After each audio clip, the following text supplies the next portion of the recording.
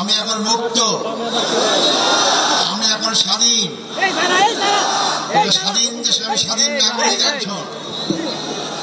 সম্মানিত ভাই ও বন্ধুগণ, যেহেতু আমরা রাস্তা বন্ধ করে এখানে সমাবেশ আয়োজন করেছি যাতে জনগণের কষ্ট না হয়, ধন্যবাদ জানাবো ছাত্র সমাজকে, যারা অতীতের অহংকার গর্বকে আবার প্রতিষ্ঠা করতে পেরেছেন।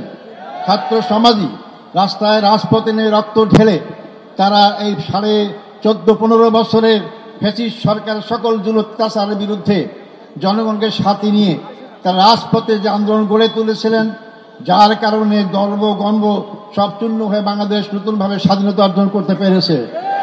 আমি ধন্যবাদ জানাতে চাই ছাত্র, যুবক, শিক্ষক, সকল পেশাজীবী, সকল নারী পুরুষ, এমনকি শিশু বাচ্চাদেরকেও আমি দেখেছি তারা রাজপথে সেদিন নেমে এসেছিল।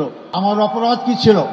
আমার অপরাধ ছিল ওমা নাকামু মিনহুম ইল্লা আন আইয়ুমিনু বিল্লাহিল আজিজিল হামিদ, আল্লাহর প্রতি বিশ্বাস, এটাই তো আমার অপরাধ ছিল, আর তো অপরাধ নাই।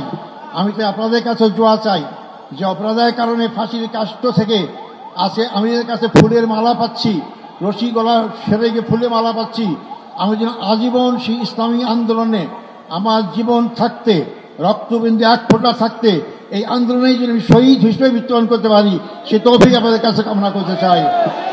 আমাদের সবাইকে মৃত্যুবরণ করতে হবে, মনে রাখবেন, আজ হোক কাল হোক মৃত্যুবরণ করতেই হবে। মৃত্যুর হাত থেকে বাঁচতে পারবো না। আব্দুল কাদের মোল্লা ভাই আমার আমির ছিলেন, একটা কথা আমাকে প্রায় বলতে, আজার ভাই, আমরা যেভাবে গুনাহগার, আমরা এই সব নিয়ে কাল পরকালে জান্নাত পাবো না। জান্নাত পরে একটাই মাত্র পথ, তা হচ্ছে শাহাদত বরণ করা। তো শাহাদতই আমাকে জান্নাত দিতে পারে। তাই যে দল, যে জাতি, যে ব্যক্তি শাহাদত তামান্না করে এগিয়ে যায়, সেই দল, সেই জাতিকে কেউ দমাতে পারে না।